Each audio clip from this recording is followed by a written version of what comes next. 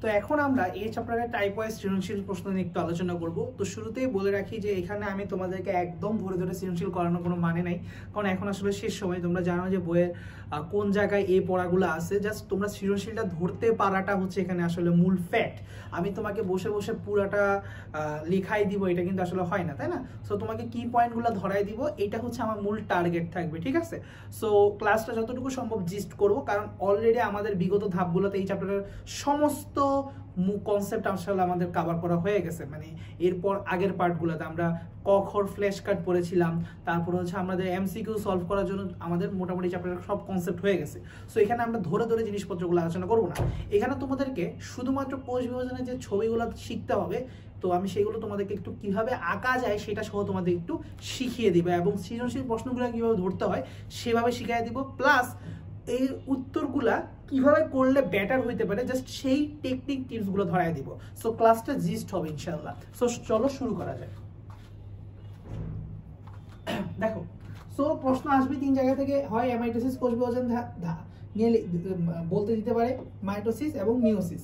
So এটা মানে এখানের মধ্যে যদি আমরা একটু গ্রেডিং করি তাহলে অবশ্যই মাইটোসিস ইম্পর্টেন্ট। মাইটোসিসের প্রত্যেকটা ধাপের ছবি আমাকে শিখতে হবেই। তুমি যদি ছবি আঁকতে পারো ভাইয়া, বর্ণনা যদি তুমি জাস্ট 2টা লাইনও লেখো বা 3টা লাইনও লেখো, তোমাকে 3-এ 3 টিচার দিয়ে দিবে। জাস্ট রিমেম্বার ছবি থাকতে হবে মাইটোসিস ধাপগুলো লেখার সময়। ওকে, সো আমরা প্রথম প্রশ্নটার দিকে তাকাই। কি বলছে এখানে? আমরা একটা এই ছবি দেখতেছি, যেটাতে এটা বেসিক্যালি একটা পেনিসিলিয়ামের ছবি, এটা একটা ব্যাকটেরিয়ার ছবি, এটা একটা দোয়েল পাখি বা পাখি, যে কোনো একটা পাখি বললাম, পাখির ছবি। এখন তোমরা নিজে চিন্তা করো, বিয়ের কোষ বিভাজন পদ্ধতি বলছো, অর্থাৎ ব্যাকটেরিয়ার কোষ বিভাজন পদ্ধতি। সো তোমার প্রথমেই এখানে প্রশ্নের উত্তরটা হবে কি, যে অমুক চিত্রটি হচ্ছে একটা ব্যাকটেরিয়ার চিত্র। সো প্রথমে তুমি বলবা, এই চিহ্নিতকরণের জন্য তুমি নাম্বার 1 পেয়ে গেলা, যে গত তুমি 1 নাম্বার পেয়ে গেছো কি চিত্র চিহ্নিত করছো যে এটা ব্যাকটেরিয়ার ছবি। এখন তুমি বলো ব্যাকটেরিয়াতে কোন বিভাজন হয়, তারপর বলো যে অ্যামাইটোসিস হয়, তারপরে তুমি আরেকটা মার্ক পাওয়ার দিকে তুমি ধাবিত হয়ে গেলা যে অ্যামাইটোসিস হয়। এখন তোমার বেসিক্যালি আরেক মার্ক থাকে এই অ্যামাইটোসিসটা ব্যাখ্যা করার জন্য। সো এরকম করে প্রশ্নের বিভাজনটা আসলে হয়। তো অ্যামাইটোসিস কোষ বিভাজন কিভাবে হয়, এটা আসলে তোমাদের ছবিটা লাগবে। তো ছবিটার বেসিক থিম কি ছিল? নরমালি একটা কোষ থাকে, এটার নিউক্লিয়াসটা গোলাকার থাকে, বাট যখন অ্যামাইটোসিস হওয়া শুরু করে, এই নিউক্লিয়াসটা হুট করে আকার পরিবর্তন করে, দুই পাশে মোটা হয়ে যাওয়া শুরু করে এবং মাঝখানের অংশ সরু হয়ে যাওয়া শুরু করে। এই অংশটা সরু হইতে হইতে, এখানে একটা দাগ আছে, যেটা বেসিক্যালি একটা দাগ দিয়ে দাও।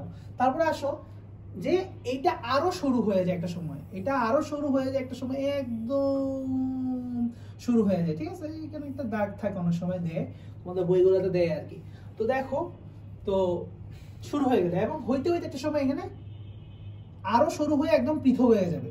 তাহলে পরের চিত্রটা হবে কি, দুইটা ভিন্ন নিউক্লিয়াস। এখন এটার মধ্যে যদি সাইটোপ্লাজমটাও বিভক্ত হয়ে যায়, সাইটোপ্লাজমটাও কিন্তু আস্তে আস্তে, আসলে আমরা ছবিতে দেখাই নাই, সাইটোপ্লাজমটাও আস্তে আস্তে ভিতরের দিকে ঢুকতেছে, সাইটোপ্লাজমটাও আস্তে আস্তে ভিতরের দিকে ঢুকতেছে, সাইটোপ্লাজমটাও আস্তে আস্তে ভিতরের দিকে ঢুকতেছে নিউক্লিয়াসের সাথে সাথে, ঠিক আছে? তাহলে একটা সময় দেখা যাবে যখন এটাও একটু একটু ঢুকতেছে, দেখাই দিতে পারো, এটা ধরো একটু ঢুকছে, এটা ধরো প্রথমে এত বেশি ঢুকে নাই, পরে আরেকটু বেশি ঢুকায় দাও,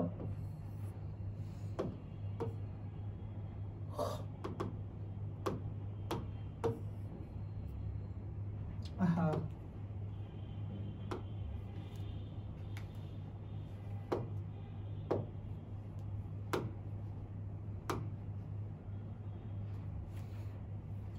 পুরো প্রশ্ন পাচ্ছি না আমরা। আচ্ছা ওয়েট আ সেকেন্ড, আচ্ছা ধরো প্রশ্নটা পরে দেখতেছি, আগে আমরা চিত্রটা এখানে ধরো, চিত্র হচ্ছে যে এটা মুছে দিও, এটা মুছে দিলাম, ওকে। সো চিত্রটার অবস্থা হচ্ছে অনেকটা এরকম। তারপরে ধাপে চিত্র একদম এটা ডিভিশন করে দিবা, অর্থাৎ বিভক্ত করে দিবা, এই ধাপের ছবি ধরো আলাদা হয়ে গেল। বুঝা যাচ্ছে জিনিসটা? জাস্ট বুঝো। দেখো নিউক্লিয়াসটা দুই প্রান্তে মোটা, মাঝখানে সরু হয়ে যাচ্ছে, তো একটা সময় আরো সরুতর হইতে থাকবে, সরুতর হইতে হইতে একটা সময় নিউক্লিয়াস পৃথক হয়ে যাবে, অন্যদিকে সাইটোপ্লাজমটাও ভিতরের দিকে কুচকে যাচ্ছিল বা ভিতরের দিকে ঢুকে যাচ্ছিল, এবং একটা সময় দুইটা মিটিং পয়েন্ট অর্থাৎ একসাথে মিলিত হয়ে এই দুইটা খাঁজ, সাইটোপ্লাজমের দুইটা খাঁজ, এটা বলতে পারি আমরা যে দুইটা সাইটোপ্লাজম দুইটা খাঁজ একসাথে মিলিত হয়ে একটা সময় সাইটোপ্লাজম বিভাজন হয়ে যাবে। সো একদিকে নিউক্লিয়াসের বিভাজন প্লাস সাইটোপ্লাজমের বিভাজন ইজ ইকুয়ালস টু টোটাল কোষ বিভাজন হয়ে যাবে, অর্থাৎ মাইটোসিস ডান হয়ে যাবে। সো এটাই তোমাদের বইয়ে যেভাবে লিখছে তোমরা সেভাবে ব্যাখ্যা করবা। আচ্ছা, এখানে নিয়ে আসলাম, প্রশ্নটা আমরা পাইলাম, ঠিক আছে। তাহলে এই গেল আমাদের অ্যামাইটোসিস ধাপটা আমরা লিখতে পারবো। তো অ্যামাইটোসিস নিয়ে আমরা একটু লিখবো, জাস্ট বর্ণনা করবো, তার আগে চিত্রটা ভালো করে শিখে দিবা। এবার এরকম একটা চিত্র দিলে তোমাকে নাম্বার দিয়ে দিবে, ঠিক আছে। এখন বলছি কি ভাইয়া, এ এবং সি এর মধ্যে উন্নতর কোনটা? আমি তোমাদেরকে উত্তর কেমন হওয়া উচিত এটার একটা ডেমো দেখাই দিব, ঠিক আছে। মানে আমি আমার মতো করে বলে যাচ্ছি, এরপরে তোমাকে মানে বইয়ে কিরকম বা গাইড বা যে কোনো জায়গায় কিরকম ভাবে লেখা থাকে উত্তরগুলো এটা দেখাই দিব। দেখো, চিত্র এ এবং চিত্র সি এর মধ্যে কোনটা উন্নতর? এটা কিন্তু এই চ্যাপ্টারের প্রশ্ন না, এটা হচ্ছে প্রাণী বিভিন্নতা শ্রেণীবিন্যাস প্রথম চ্যাপ্টারের প্রশ্ন, সরি এটা হচ্ছে প্রথম চ্যাপ্টারের প্রশ্ন, তোমাদের জীবন পাঠ মনে হয় খুব সম্ভবত। তো দেখো, এ হচ্ছে কোনটা? পেনিসিলিয়াম বলছিলাম। বি হচ্ছে, সি হচ্ছে পাখি, অর্থাৎ এটা হচ্ছে ফানজাই কিংডম, আর এটা হচ্ছে কিসের? এটা হচ্ছে এনিমিলিয়া রাজ্য। তাহলে দুটো রাজ্য আলাদা। তো এবার তুমি ফানজাইয়ের বৈশিষ্ট্যগুলো বলো, এনিমিলিয়ার বৈশিষ্ট্যগুলো বলো, বলার পরে বলবা যে এনিমিলিয়ার বৈশিষ্ট্যগুলো আমরা দেখতে পাচ্ছি যেখানে উন্নতর, তার মানে চিত্র সি হচ্ছে উন্নতর। সো এভাবে করে জাস্ট ব্যাখ্যা করে দিবা, এটাই হচ্ছে রুলস। এই যে দেখো, এখানে তোমার একটা ফরম্যাট দিয়ে রাখছে, দেখো তোমার এটা কিভাবে লিখবা, এটা একটা ফরম্যাট দিয়ে রাখছে, দেখো চিত্রটা এভাবে আঁকতে হবে এবং মার্কিং করে দিবা কোনটা কোষ প্রাচীর, কোনটা সাইটোপ্লাজম, কোনটা নিউক্লিয়াস, সবকিছু মার্কিং করে দিবা, ঠিক আছে। দেখো, কোষ প্রাচীরটাও কিন্তু ভিতরের দিকে ঢুকতেছে, তবে একটা সময় একদম মানে সাইটোপ্লাজমের দুইটা খাঁজ বা কোষ প্রাচীরের দুইটা খাঁজ মিলিত হয়ে কোষ দুইটা পৃথক হয়ে যাবে, একদম পৃথক হয়ে যাবে এবং অপত্য কোষ সৃষ্টি হয়ে গেল, ঠিক আছে। সো এরকম ছবিটা তোমরা দিয়ে দিবা, এই ছবিটা মাস্ট। এই ছবি লেখার পরে তুমি এবার এইভাবে লেখো, প্রত্যক্ষভাবে নিউক্লিয়াসটা ভাগ হয়ে যায়, এই কথাটা লিখতে হবে।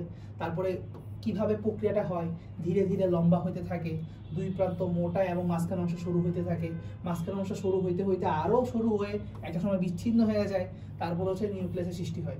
ইতিমধ্যে আবার কোষ প্রাচীরের মধ্যভাগটাও ভিতরের দিকে ঢুকে সাইটোপ্লাজমকে দুটো ভাগ করে ফেলে। তাহলে সাইটোপ্লাজম বিভাজন প্লাস নিউক্লিয়াসের বিভাজন ইকুয়ালস টু টোটাল কোষ বিভাজন, অ্যামাইটোসিস ডান। তো এটা কোথায় কোথায় হয় সেটাও বলে দিতে পারি, ব্যাকটেরিয়া, নীলাভ সবুজ শৈবাল, ইস্ট, এমিবা, এগুলোর মধ্যে হয়। আচ্ছা, এখন আসো ভাইয়া, এইটার তোমার বৈশিষ্ট্য ক্ষেত্রে আমরা বলছি জাস্ট দুইটা আইডেন্টিফাই করো, দুইটা বৈশিষ্ট্য বলবা এবং পরে তুলনা করার সময় বলবা যে আমরা দেখতে পাচ্ছি আসলে এনিমিলিয়া রাজ্যের পর্বের বৈশিষ্ট্যগুলোই, মানে এনিমিলিয়া রাজ্যের বৈশিষ্ট্যগুলোই হচ্ছে উন্নতর বৈশিষ্ট্য, তার মানে অমুক প্রাণীটা হচ্ছে উন্নতর, এভাবে করে বলে দিব। এখন আসো কি বলছে দেখি, চিত্র এ অঙ্গাণুটা চিত্র বি প্রক্রিয়ায় কিভাবে সাহায্য করে। আচ্ছা, চিত্র এ আমরা দেখতে পাচ্ছি একদম এটা সেন্ট্রোসোমের ছবি, সেন্ট্রোসোম, তো বা সেন্ট্রিওলও বলতে পারো, আমি সেন্ট্রোসোম বলবো কারণ এখানে বেসিক্যালি সেন্ট্রিওল দুইটা আমি দেখতে পাচ্ছি, আবার পাশাপাশি এটা যে সেন্ট্রোস্ফিয়ার ফ্লুইড এটাও দেখতে পাচ্ছি। তো একত্রে এটা সেন্ট্রোসোম, তাহলে সেন্ট্রোসোম অথবা সেন্ট্রিওল যাই বলো না কেন, এটা ছবি আমরা দেখতে পাচ্ছি। তো সেন্ট্রিওল প্রাণীদেহে কি তৈরি করে? অ্যাস্টার রশ্মি তৈরি করে, মনে আছে?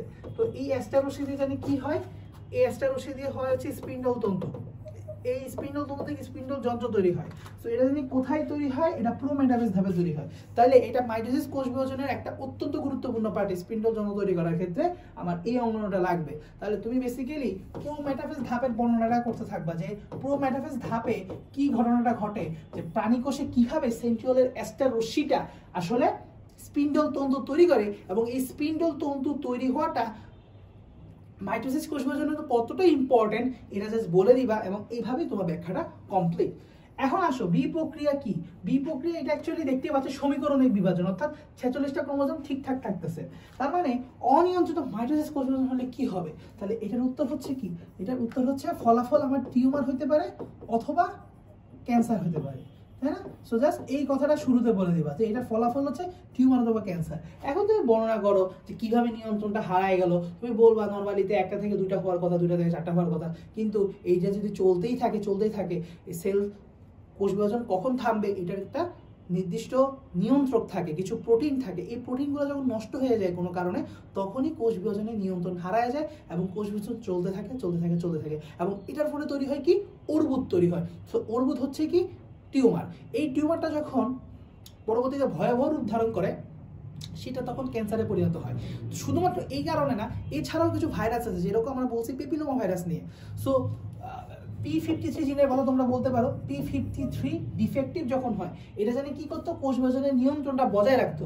যখন এটা কোনো কারণে ডিফেক্টিভ হয় তখনই কোষ বিভাজনের নিয়ন্ত্রণটা হারায় যায়। সো এই কথাটা তোমরা উল্লেখ করবা, যে এটা আমি তোমাদেরকে প্রথমে পড়াইছি কনসেপ্ট, মানে প্রথম এই লেকচার মানে এই চ্যাপ্টারের প্রথম অংশে আমি পড়াই দিয়েছিলাম, ঠিক আছে? এইটার কথা উল্লেখ করবা। তারপরে হিউম্যান পেপিলোমা ভাইরাসের যে বেসিক্যালি E6 এবং E7 জিন কিভাবে আমাদের এরকম P53 ছাড়াও আরো কোষ চক্র নিয়ন্ত্রণকারী যে সকল প্রোটিন ছিল সেই প্রোটিনগুলোকে নষ্ট করতেছে, এইভাবে এই নষ্ট করার ফলে ক্যান্সার সৃষ্টি করছে, সেই ব্যাখ্যাটা আমরা এখানে ইনক্লুড করে দিব। তো মোটামুটি এই দুটা ব্যাখ্যা আমরা যদি খুব সুন্দরভাবে আমাদের ব্যাখ্যা ইনক্লুড করতে পারি তাহলে দেখা যায় ব্যাখ্যাটা সুন্দর হবে। ক্লিয়ার? তাহলে ফার্স্টে বলবো নর্মালি হওয়ার কথা 1 থেকে 2টা, 2টা থেকে 4টা, 4টা থেকে 8টা, কিন্তু এটার একটা স্টপ, মানে এটা একটা স্টপ আছে যে একটা নির্দিষ্ট সময় পর বন্ধ হবে। এটা নিয়ন্ত্রণ করতেছে কে? কিছু কোষ চক্র নিয়ন্ত্রণকারী প্রোটিন। সো এইটার নাম বলতে পারো, যেমন এটার মধ্যে একটা সবচেয়ে গুরুত্বপূর্ণ হচ্ছে P53। তো যখন এরকম P53 মতো ইম্পর্টেন্ট কোষ চক্র বা কোষ বিভাজন নিয়ন্ত্রণকারী প্রোটিনগুলা নষ্ট হয়ে যায় কোনো কারণে, তখনই কোষ বিভাজন নিয়ন্ত্রণ হারায় যায়। যেমন একটা উদাহরণস্বরূপ হিউম্যান পেপিলোমা ভাইরাস থেকে যে জিন দুইটা E6 এবং E7 এরা কিছু প্রোটিন তৈরি করে, এই প্রোটিনগুলো গিয়ে নষ্ট করে ফেলে আমাদের এই P53 মতো কোষচক্র নিয়ন্ত্রণকারী প্রোটিনগুলোকে, তখন কোষ বিভাজন নিয়ন্ত্রণ হারায় যায় এবং আমার সৃষ্টি হয় ক্যান্সার, টিউমার, এসব। সো এখন দেখো এই যে সেন্ট্রোসোম, তোমাকে সেন্ট্রিওল বলা যাবে না, এটা সেন্ট্রোসোম বলতে হবে, ঠিক আছে? কারণ এতে সেন্ট্রিওল দেয়া নাই, পুরোটা সেন্ট্রোসোম। আর বি হচ্ছে মাইটোসিস কোষ বিভাজন। এবার বলো, এই দেখছো বেসিক্যালি এখানে দেয়া আছে, জাস্ট আমরা মাথায় রাখবো। এইখান থেকে আমরা প্রশ্নের ব্যাখ্যাটা দেখে নিতে পারি। আর এই যে এখানে একটা ব্যাখ্যা, একটা ফরম্যাট দেওয়া আছে, তোমরা চাইলে ফরম্যাটটা দেখে নিতে পারো। যেমন দেখছো হিউম্যান পেপিলোমা ভাইরাস নিয়ে কথা বলছে, তারপরে হচ্ছে শুরুতে বলছে এই নিয়ন্ত্রণটা নষ্ট হয়ে গেলে তখনই হবে, তাই না? তাহলে এই ঘটনা হলো ফলে সৃষ্টি হবে ক্যান্সার অথবা টিউমার কোষ, ঠিক আছে? এই হলো মোটামুটি কথা। তারপরে আসো ভাইয়া চিত্র 1 এবং 2 এর মধ্যে বিরাজমান পার্থক্যগুলো ব্যাখ্যা করতে বলছে।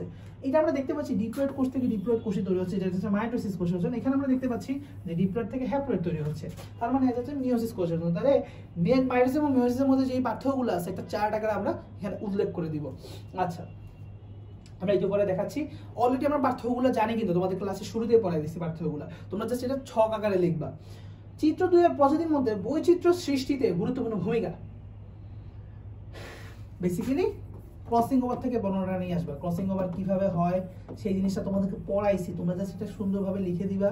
ক্রসিং ওভার থেকে তোমার হচ্ছে জিনের বিনিময় হয়, সো ওই কথাটা লিখে দিবা। কিভাবে ক্রসিং ওভার থেকে জিনের বিনিময় হচ্ছে চিত্র সহ দেখাই দিবা, চিত্র সহ দেখাই দিবা। আমি তোমাদেরকে দেখাইছিলাম না যে কিভাবে বিনিময় হয়েছে, এটা এদিকে চলে গেছে, এটা এদিকে চলে গেছে, এবং সুন্দর করে দেখাই দিবা, ঠিক আছে?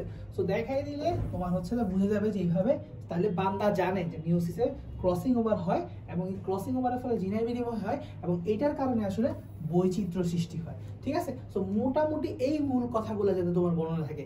এই বাদে তুমি আবার চাইলে এই ছবিটা আবার রাখতে পারো, তারপরে মিওসিস কোষ বিভাজন নিয়ে আরো ব্যাখ্যা লিখতে পারো, মিওসিসের বৈশিষ্ট্য লিখতে পারো, অনেক কিছু লিখে তুমি তোমার বর্ণনাটা বড় করতে পারো। বাট এই কথাগুলা যাতে মিনিমাম থাকে, এটা হচ্ছে কথা। যেমন এই যে দেখো পার্থক্যটা আমরা এখানে দেখাই ফেলি, দেখো কি কি পার্থক্য আছে। মাইটোসিস হয় হচ্ছে মাইটোসিস হ্যাপ্লয়েড কোষ হইতে পারে, বাট কখনোই মিওসিস হ্যাপ্লয়েড কোষ হইতে পারবে না, কারণ n/2 হবে না। আচ্ছা, নিউক্লিয়াস 2 থেকে তাহলে এখানে 2টা অপত্য কোষ সৃষ্টি হবে, এখানে 4টা অপত্য কোষ তৈরি হবে। এখানে নিউক্লিয়াস ক্রোমোজোম একবার বিভাজিত হয়, এখানে নিউক্লিয়াস 2 বার, ক্রোমোজোম একবার বিভাজিত হয়। এখানে সমান থাকে, এখানে অর্ধেক হয়ে যায়। তারপরে এখানে ক্রসিং ওভার হয় না, এখানে ক্রসিং ওভার হয়। তারপর এখানে বিবর্তন, তারপর হচ্ছে সম্ভব না, কিন্তু এখানে বিবর্তন সম্ভব। এখানে গুণাগুণ ঠিক ঠিক থাকে, এখানে গুণাগুণ ঠিক থাকে না, ঠিক আছে? তাহলে এই হলো মোটামুটি মাইটোসিস মিওসিসের বৈশিষ্ট্যগুলা, মানে পার্থক্যগুলা। এখন দেখো কি বলছে, তো এখানে দেখো অনেক কথাই বলছে। তো দেখো এখানে শুরুতে মিওসিস কোষ বিভাজনে কি ঘটনাগুলো ঘটে এটার বৈশিষ্ট্য থেকে শুরু করে আমরা ওই যে ভূমিকা করে গেছে। ভূমিকা করার পরে যাই করো না কেন, তোমাকে একটা বার অবশ্যই ক্রসিং ওভারের কথা উল্লেখ করতে হবে, জিনের বিনিময়ের কথা উল্লেখ করতে হবে, এবং সম্ভব হলে ক্রসিং ওভারের ছবি দেখাই দিবে। আমি তোমাদেরকে ক্রসিং ওভারের ছবিটা আবারও দেখাই দিচ্ছি, যাও তোমরা অনেকে বলতে পারো ভাইয়া দেখার নাই, তাহলে আমি পারবো না এই জন্য। তাহলে ক্রসিং ওভারের ছবিটা দেখাই। ধরো এরকম একটা ক্রোমোজোম আঁকবা, এরকম একটা ক্রোমোজোম আঁকবা, তারপর এরকম একটা ক্রোমোজোম আঁকবা, এরকম একটা ক্রোমোজোম আঁকবা। ক্লিয়ার? সো একটা ক্রোমোজোম একটু ঘেঁষায় আঁকবা, ঠিক আছে? ঠিক আছে, এখন ধরো একটা ক্রোমোজোমে তুমি ডট ডট ডট ডট দিবা অথবা এরকম এরকম দাগ দিবা, একটা ক্রোমোজোম একটু মার্ক করবা এরকম, আর একটা ক্রোমোজোম সাদা রাখবা। তাহলে এই যে ধরো এই অংশটার সাথে এই অংশের বিনিময় করবে, ঠিক আছে? তাহলে কি হবে ধরো, তাহলে বিনিময় করা শেষ করার পরে ক্রসিং ওভারের পরে তুমি লিখবা ক্রসিং ওভারের পর, এভাবে লিখবা। তাহলে লিখলে কি হবে, এতটুকু অংশ সাদা পাবো, তাহলে বাকি অংশগুলো কি হবে, কালো যেমন ছিল ছিল, বাট এই অংশটা এখান থেকে চলে আসছে, এই সাদা অংশটা এখানে চলে আসছে যে বিনিময়, আর এই ডটের অংশটা চলে আসছে এখানে, আর বাকি তো পার্টটা সাদা। তাহলে এই হলো কথা। লেখার পর আমরা দেখতে পাচ্ছি চিত্র থেকে যে এখানে জিনের বিনিময় ঘটছে। তো বেসিক্যালি যেখানে জিনের বিনিময় ঘটবে এখানে তো জেনেটিক ভেরিয়েশন আসবে, এটাই স্বাভাবিক, কারণ এখানে বেসিক্যালি জিনের বিন্যাসটা সেম নাই। তাহলে ঘটনা হচ্ছে কি, ক্রসিং ওভারের পরে জিনের বিন্যাসটা সেম নাই। এই ক্রোমোজোমে জিনের বিন্যাসটা যেরকম ছিল, যদি এখান থেকে শুরু করি এখান পর্যন্ত একরকম ছিল, কিন্তু এখন কি আর একরকম আছে? নাই। তাহলে জিনের বিন্যাসটা চেঞ্জ হয়ে যায়, ক্রোমোজোমে জিনের বিন্যাস চেঞ্জ হয়ে গেছে। এই জিনের বিনিময়ের ফলে জিনের বিন্যাসটা চেঞ্জ হয়ে গেছে, জিনের বিন্যাসটা চেঞ্জ হয়ে গেছে। তাহলে জিনের বিনিময় ঘটছে, এটার কারণে ক্রোমোজোমে জিনের বিন্যাসটাই এখন চেঞ্জ হয়ে গেছে, জিনোমটাই পরিবর্তিত হয়ে গেছে বা বলতে পারি। সো বিন্যাস চেঞ্জ হওয়ার কারণে এখন আমরা বৈচিত্র্য আসবে, জেনেটিক ভেরিয়েশন আসবে, এগুলোই স্বাভাবিক, ঠিক আছে? তো এরকম ফ্লোচার্ট করে লিখতে পারলেও কত ভালো হতো না? আমি হইলে জানো টিচারকে সহজে বোঝানোর জন্য বলতাম যে মিওসিস, এখানে কি হয়, ক্রসিং ওভার হয়, ক্রসিং ওভারে কি হয়, জিনের বিনিময় হয়, জিনের বিনিময় কি হয়, জিনের বিন্যাসে চেঞ্জ ঘটে, ফলে কি হয়, বৈচিত্র্য সৃষ্টি হয়। সেরকম একটা ফ্লোচার্ট করে দেখলেও কিন্তু খারাপ হয় না কিন্তু, ঠিক আছে? আচ্ছা, মূল কথা তো একটাই, মূল কথা তো ছোট। কি বলছে, পি কিউ দুইটা কোষ বিভাজন আছে, আচ্ছা, সমান থাকে অর্ধেক হয়, এটা মাইটোসিস এটা মিওসিস। আচ্ছা, পি বিভাজনে কি রিকোয়েস্ট আছে, ধাপগুলো চিহ্নিত ছবি লিখতে বলছে। ওয়াও, অর্থাৎ প্রত্যেকটা ছবি চাইছে এখানে একসাথে। তাহলে আর কিচ্ছু চাই না, তোমাকে বর্ণনাও চাই না, কিচ্ছু চাই না, ছবি। তাহলে ছবি আঁকা শিখতে হবে, খুবই ম্যান্ডেটরি। চলো আমরা ছবি আঁকা শিখি। মনে রাখবা প্রোফেস ধাপে আগে প্রত্যেকটা ধাপে হচ্ছে একটা ঘর এঁকে নিবা, তারপরে কোষ প্রাচীরগুলো এভাবে দেখাই নিবা, ঠিক আছে? আচ্ছা, ধরো আমরা এখন আঁকবো হচ্ছে প্রোফেসে মনে রাখতে হবে যেটা আমার এখনো পর্যন্ত নিউক্লিওলাস এবং নিউক্লিয়ার মেমব্রেন বিলুপ্ত হয় নাই, যা শুরু হয়েছে। তার মানে এখনো আমার ডটেড করে হইলো আঁকতে হবে, ঠিক আছে? এবার ডটেড করে হইলো আঁকতে হবে। আমি তো আঁকতে পারি না ডটেড করে। ধরো দিলাম ডটেড করে, নিয়ম কি আমার এখানে টেকনিক হচ্ছে আমি সাদা করে দিব।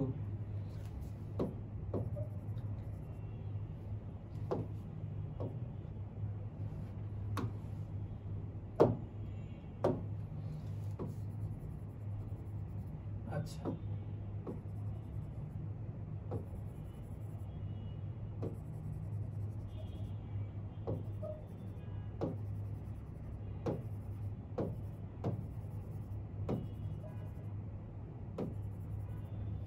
ওকে হইলো, ধরো এতটুকু পর্যন্ত বলে না বা একটু করে দিলাম।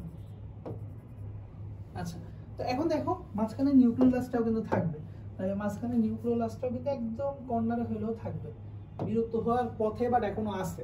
তো এখন আমরা মাথায় রাখতে হবে যেটা, যে এখনো পর্যন্ত পানি বিভাজন স্টার্ট হয়েছে, অর্থাৎ ক্রোমোজোমগুলো আস্তে আস্তে মোটা এবং সরু হওয়া শুরু করছে, বাট এখনো পর্যন্ত কিন্তু অত মোটা সরু হয়, মোটা এবং খাটো হয় নাই, এখনো পর্যন্ত মোটা খাটো হয় নাই। তার মানে এখন আমরা চিকন লম্বা করে আঁকতে হবে, অর্থাৎ সরু লম্বা করে আঁকতে হবে এখনো পর্যন্ত, ঠিক আছে? এবং আমরা জানি যে সেন্ট্রোমিয়ার ব্যতীত দুই ভাগে ভাগ হয়ে যায়, সেন্ট্রোমিয়ার ব্যতীত দুই ভাগে ভাগ হয়েছে, তাহলে এরকম সুতার মতো করে আঁকতে হবে।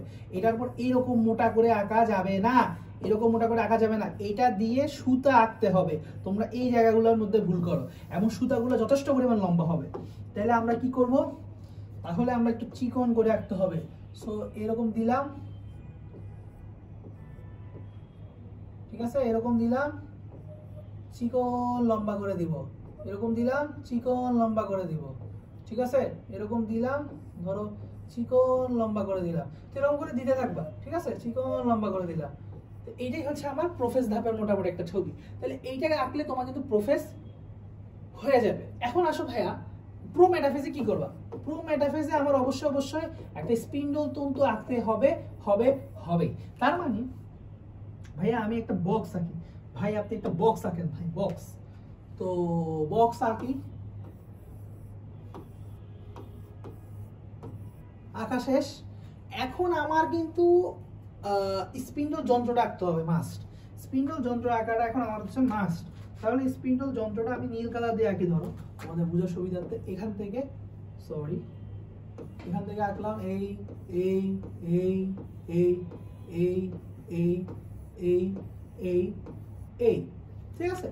তো এখনো খেয়াল করে দেখো যে আমার স্পিন্ডল তন্তুগুলোর মধ্যে এখন ক্রোমোজোমগুলো এসে লাগবে, বাট ক্রোমোজোমগুলোকে এখনো সেরকম মোটা দেখাবা না, মোটামুটি মোটা দেখাইতে পারো, মোটামুটি মোটা দেখাইতে পারো। যেমন চাইলে একটু এরকম দিতে পারো এবং একটু খাটো দেখাইতে পারো এই টাইমে।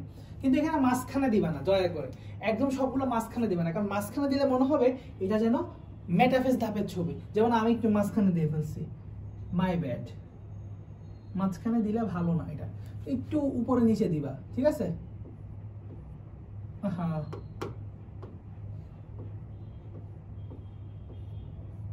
ঠিক আছে, ধরো এটা এখানে,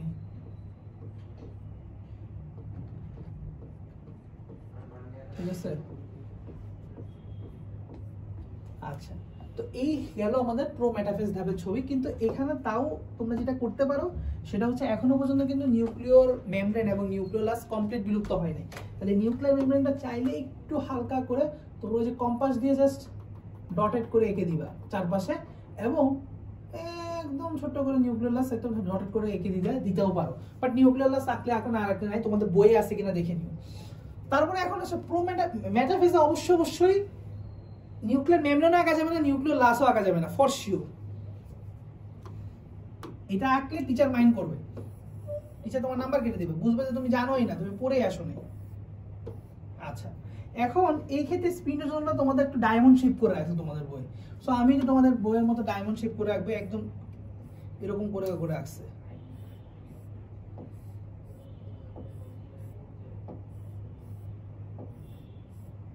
ঠিক আছে। সো একদম কেন্দ্র বরাবর ক্রোমোজোমগুলোরে বসায় দিছি। ধরো এখানে একটু মোটা করে আঁকার ট্রাই করবো। এই সময় তোমাদের বইয়ে মোটা করে আঁকুক বা না আঁকুক, তুমি যত মোটা খাটো করে দেখাবা এটা তোমার জন্য তত পজিটিভ পয়েন্ট, এটা মাথায় রাখবা। যত মোটা এবং খাটো করে দেখাবে এটা তোমার জন্য তত পজিটিভ পয়েন্ট, এবং মাঝখান বরাবর রাখবা, তাইলে হচ্ছে তোমার শেষ, মার্কিং করে দেবা পরে। আচ্ছা, এখন আসো এনাফেজ ধাপের ছবি। দেখো ছবি আগে কিন্তু সহজ, মানে এখানে কিন্তু খুব কঠিন রকেট সায়েন্স না, মেইন থিমগুলো ঠিকঠাক রাখবা। এখন আসো কি করবো, এনাফেজ ধাপ। এনাফেজ ধাপে কি হবে, সো স্পিন্ডল যন্ত্রটা আমরা ঠিকই আঁকি আগের মতো। আচ্ছা, আঁকলাম না হয় একটা হইলো। এখন সবগুলো মেরুর দিকে যাওয়া শুরু করবে, ভাগ হয়ে মেরুর দিকে যাবে। তাহলে ভাগ হইলে এক একটা ভি এর মতো, এল এর মতো হবে। ধরো এটা গেল এরকম, ঠিক আছে, এটা গেল এরকম, তারপরে একটা গেল এইরকম। তো এরকম করে জাস্ট দিবা। তারপরে এগুলো গেল ধরো এই মেরুতে, তারপরে এটা গেল ধরো এই মেরুতে, ঠিক আছে। একই লাইন বরাবর দুইটা দিবা, কারণ একই লাইন বরাবর ভাগ হয়েছে, একই লাইন বরাবর দুইটা দিতে হবে, একই লাইন বরাবর দুইটা দিতে হবে। তাহলে এই হলো মোটামুটি ঘটনা। ধরো আমি লাস্ট দুইটা সুন্দর হয়নি, দিলাম না।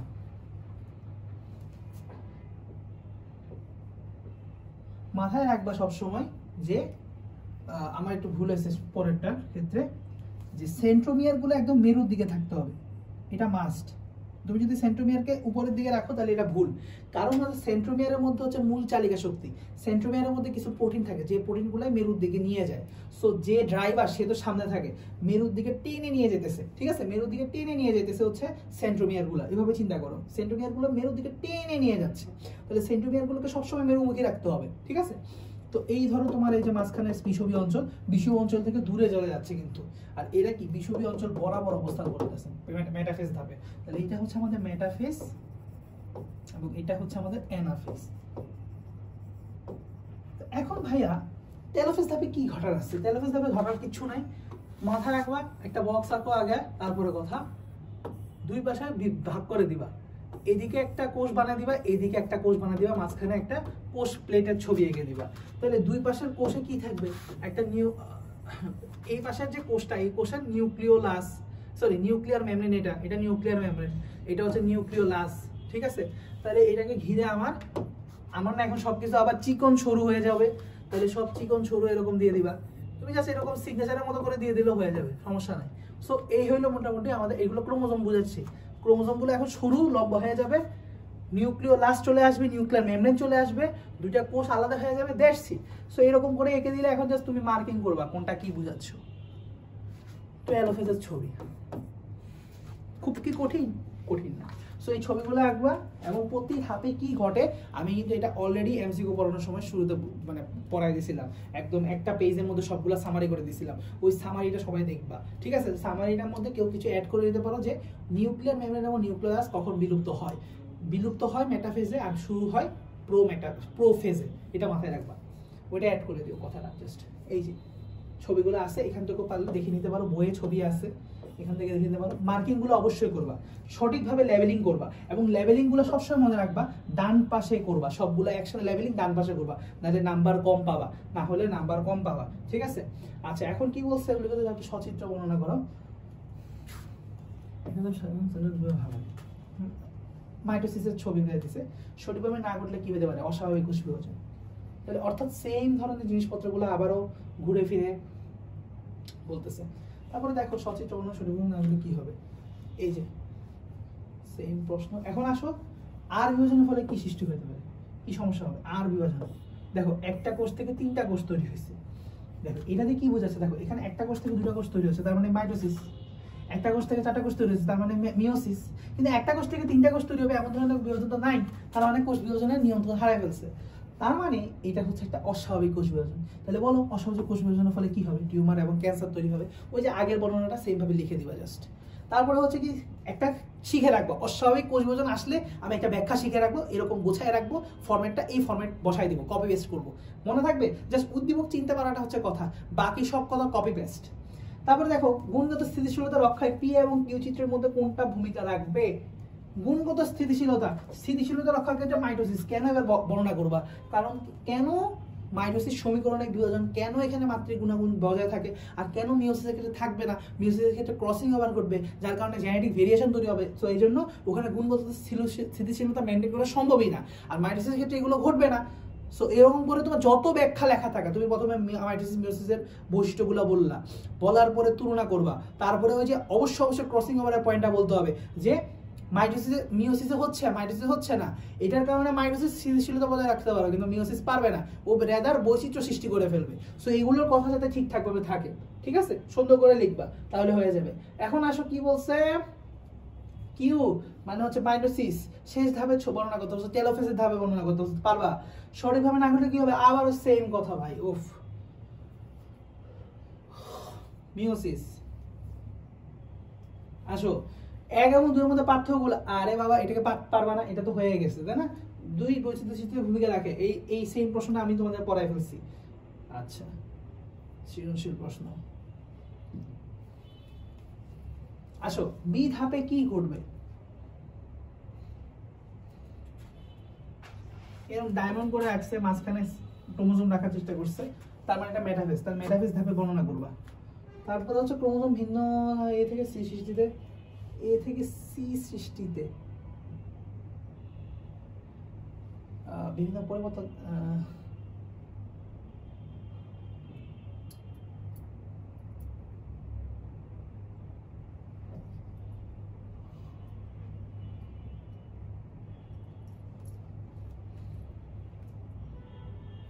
এটা আসলে মনে হয় বোঝাচ্ছে যে জলবিয়োজনের কথাটা, ক্রোমোজোমে যে জলবিয়োজন এবং জলযোজন হয়, এটার কারণে ক্রোমোজোম যে খাটো মোটা থেকে চিকন হয়, এরকম এই কথাবার্তা হয়তো বোঝাচ্ছে। দেখে নিই আমরা। আচ্ছা না, প্রোফেজ এবং টেলোফেজ বুঝাইছে, তো ওখানে পৌঁছাতে গেলে ক্রোমোজোমের পরিবর্তন হচ্ছে মুখ্য। তো বেসিক্যালি এখানে প্রতিটা ধাপে ক্রোমোজোমের কি চেঞ্জগুলো আসে, প্রতিটা চেঞ্জ নিয়ে কথা বলছে। তোমরা চাইলে একটু সুন্দরভাবে বলবা যে প্রোফেজ ধাপ এখানে কি কি হয়, পয়েন্ট করে লিখলাম ক্রোমোজোমের। তারপরে প্রোমেটাফেজ ধাপ এখানে ক্রোমোজোমের কি হয় সেটা লিখলাম। তারপর এইভাবে করে প্রতিটা পয়েন্টের আন্ডারে একটু লিখবা যে ক্রোমোজোম নিয়ে কি হয়, মানে মূলত প্রতিটা ধাপ নিয়ে একটু কথা লেখা, সেম কথা একই কথা। তো প্রতিটা ধাপ নিয়ে একটা দুটা পয়েন্ট লিখবা, লিখে আমরা বলবো যে হ্যাঁ এই ক্রোমোজোমের এসব পরিবর্তন না হলে তো পোস্টফেজ থেকে টেলোফেজ পর্যন্ত আসা সম্ভবই হতো না। সো দ্যাটস ওয়াই ক্রোমোজোমের এই পরিবর্তনগুলো খুবই দরকার ছিল। সেভাবে করে তুমি জাস্ট বর্ণনা করে যাওয়া, এর কিছু না। তারপর আসো এক্স বিভাজনের যে ধাপে ক্রোমোজোমগুলো মেরুমুখী হয় সেটা সচিত্র বর্ণনা করো। এক্স বিভাজন যে ধাপে ক্রোমোজোমগুলো মেরুমুখী হয়, এক্স বিভাজনটা কি নিজে দেখো তো, 2n থেকে 2n হয়েছে অর্থাৎ মাইটোসিস। মেরুমুখী হয় হচ্ছে আমার এনাফেজ ধাপে, এনাফেজ ধাপে সচিত্র বর্ণনা চাইছে, আর কিছু না। ক্রোমোজোমের সংখ্যা সমতা রক্ষায় ওয়াই বিভাজনে ওয়াই বিভাজন, আচ্ছা ক্রোমোজোমের সংখ্যা সমতা বজায় রাখার ক্ষেত্রে ওয়াই কিভাবে ভূমিকা রাখে, এটা খুবই ইম্পর্টেন্ট একটা প্রশ্ন যে মিওসিস কিভাবে আমাদের মানে সমতা বজায় রাখতেছে। এটা বলতে পারো যে মিওসিস কেমনে ক্রোমোজোমের সংখ্যা বজায় রাখে। অ্যাকচুয়ালি একটা প্রজাতির ক্ষেত্রে প্রজাতিকে এক্সটিংক্ট বা প্রজাতিকে বাঁচায় রাখতে আসলে সে সাহায্য করতেছে। যেমন আমার যে ক্রোমোজোম সংখ্যা দেহকোষে 46, এটা 46 মেনটেন কে করতেছে জানো? এটা কিন্তু অ্যাকচুয়ালি মাইটোসিস করতেছে না। হ্যাঁ মাইটোসিস 46 থেকে 46 বানাচ্ছে, কিন্তু আলটিমেটলি আমার যে জেনারেশন তৈরি হবে, আমার যদি জনন কোষ 46 হইতো তাহলে দুইটা 46 মিলে কি হইতো, 6 দুগুণা 12, 2 92টা ক্রোমোজোম থাকতো তার দেহকোষে জাইগোটে। তাহলে এটা কি সম্ভব? চিন্তা করো, যদি আমাদের জনন কোষগুলোতে মিওসিস না ঘটতো তাহলে জনন মাতৃকোষে যদি মিওসিস না ঘটতো তাহলে কি হতো, জনন কোষ যেগুলো তৈরি হতো সেগুলো 46 আলা ক্রোমোজোম সংখ্যা বিশিষ্ট হতো, যার কারণে ওগুলো মিলে যে জাইগোট তৈরি হতো তাহলে সেগুলো কি হতো, 92 ক্রোমোজোম সংখ্যা বিশিষ্ট। তার মানে আমরা কিন্তু আমাদের প্রজাতিটা বিলুপ্ত হয়ে যেত। কারণ মানুষ প্রজাতি হোমো সাপিয়েন্সের থাকবে হচ্ছে 46টা ক্রোমোজোম, এখানে যদি একটা 19-20 হয় আমরা কি মানুষের প্রজাতি বিলুপ্ত হয়ে যাবে, ডাইনোসরের মতো আমরা বিলুপ্ত হয়ে যাব। তার মানে ক্রোমোজোম সংখ্যার একটা সমতা বজায় রাখতে হবে, অর্থাৎ আমার 46 আমার পুত্রের বা আমার মাইয়ারও 46 হওয়া লাগবে, ঠিক আছে, ঠিক আছে, আমার ছেলে বা মেয়েরও 46 কিন্তু হওয়া লাগবে।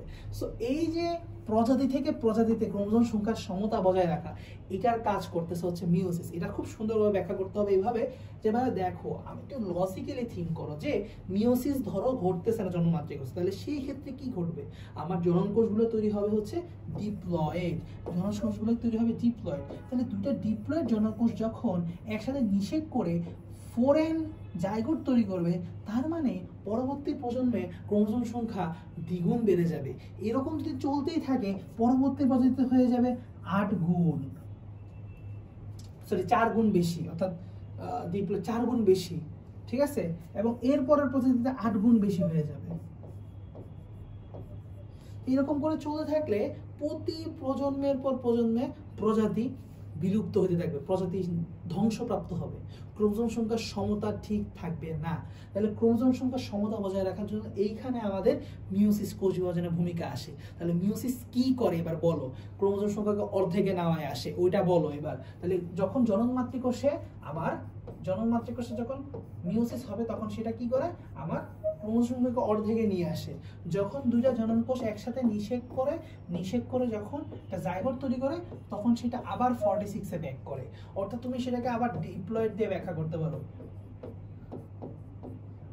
এরকম করে দুটা ফ্লো চার্ট দিবা, একটা ফ্লো চার্টে দেখাবা যদি মিওসিস না থাকতো তাহলে কি ঘটতো, আরেকটা ফ্লো চার্টে দেখাবা যে যদি মিওসিস হয় তাহলে কি ঘটে। তো এইভাবে করে দেখাই দিবা যে দেখতেই পাচ্ছ যে মিওসিস না থাকলে ক্রোমোজোম সংখ্যা সমতা কখনো তুমি ঠিক রাখতে পারতা না, ঠিক আছে। এইটাই হচ্ছে তুমি সুন্দর করে ব্যাখ্যা করবা। বই হয়তো অনেক উল্টাপাল্টা লিখছে, মানে গদবাদা লেখা লিখছে, বাট তুমি এইভাবে করে দেখো, আমি নিজে এভাবে লিখতাম, টিচাররা খুব ইমপ্রেসড হতো। আমি এসএসসির টাইমে কিছু প্রশ্ন আমি এমন সুন্দর করে লিখতাম, টিচাররা লিটারালি দেখাতো দেখো সামিউল কিভাবে লিখছে, অ্যাপ্রোচটা এরকমই হওয়া উচিত, বইয়ের গদবাদা লেখা লিখো না। মিওসিস থাকলে কি হতো, না থাকলে কি হতো, এইভাবে করে বলো যে কোনো একটা জিনিসের গুরুত্ব বুঝাতে হলে কি করতে হয়, এই জিনিসটা থাকলে কি হতো আর না থাকলে কি হতো, দুটো কম্পারিজন করলে কিন্তু এটা গুরুত্বটা বোঝা যায়, ঠিক আছে। আচ্ছা তৃতীয় পর্যায়ে মেটাফেজ, আচ্ছা বৈচিত্র্য ক্রসিং ওভার দিয়ে ব্যাখ্যা করবা। আচ্ছা দেখো প্রশ্ন সব ঘুরে ফিরে সেম, জাস্ট প্রশ্ন ধরতে পারো কথা। সর্বাধিক মোটাখাটো মেটাফেজ নিয়ে কথা বলতে বলছে, সমতা রক্ষায় বি অংশের ভূমিকা, ওই যে মিওসিস নিয়ে কথা বলতে বলছে। আমি যেভাবে পড়াই দিচ্ছি সেভাবে ব্যাখ্যা করবা। কি রে প্রশ্ন শেষ হয় না কেন? চতুর্থ পর্যায়ে অ্যানাফেস।